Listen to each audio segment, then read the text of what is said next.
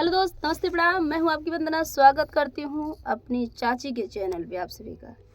जगत चाची के चैनल पे आप सभी का स्वागत है। फ्रेंड, आप लोग से रिक्वेस्ट है कि इस चैनल को ज़्यादा से ज़्यादा सपोर्ट करिए, ढेर सारा प्यारा आशीर्वाद दीजिए। चलिए हम लोग प्यारा सा गीत लेके आए हैं, कैसा लगेगा कमेंट बॉक्स में बताइएगा चाची।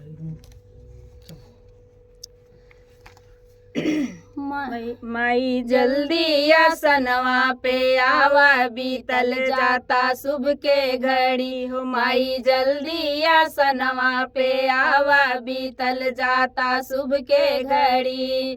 कैसे के आई सेवका तोहरे आसनवा, कैसे के आई सेवका तोहरे आसनवा। हमार सिंह हेराई गए ही घड़ी, हमार सिंह हेराई गए ही घड़ी।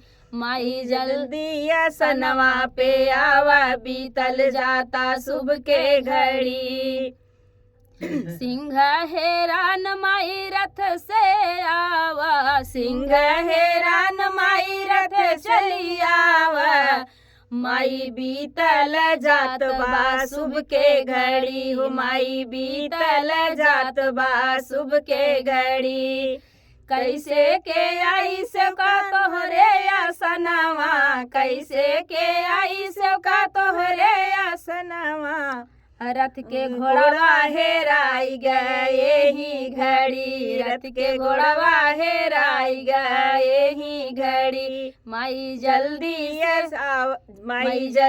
आसनवा पे आवा, बीतल जाता शुभ के घड़ी। माई जल्दी आसनवा पे आवा, बीतल जाता शुभ के घड़ी। घोड़वा हेरान माई पैदल चली आवा, घोड़वा हेरान माई पैदल चली आवा। हमार पौआ दुखात बा एही घड़ी, हमार पौआ दुखात बा एही घड़ी। माई जल्दी आसनवा पे आवा, बीतल जाता शुभ के घड़ी।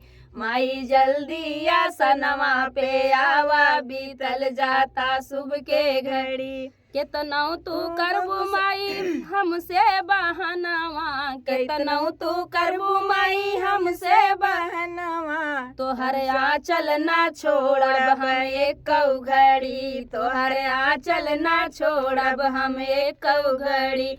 माई जल्दी आसनवा पे आवा, बीतल जाता शुभ के घड़ी। माई जल्दी आसनवा पे आवा, बीतल जाता शुभ के घड़ी। तो फ्रेंड, ये था देवी जी का गीत। आप लोगों को कैसा लगा कमेंट बॉक्स में बताना। फिर मिलते किसी नए गाने के साथ, तब तक के लिए बाय बाय दोस्तों। का भाभी।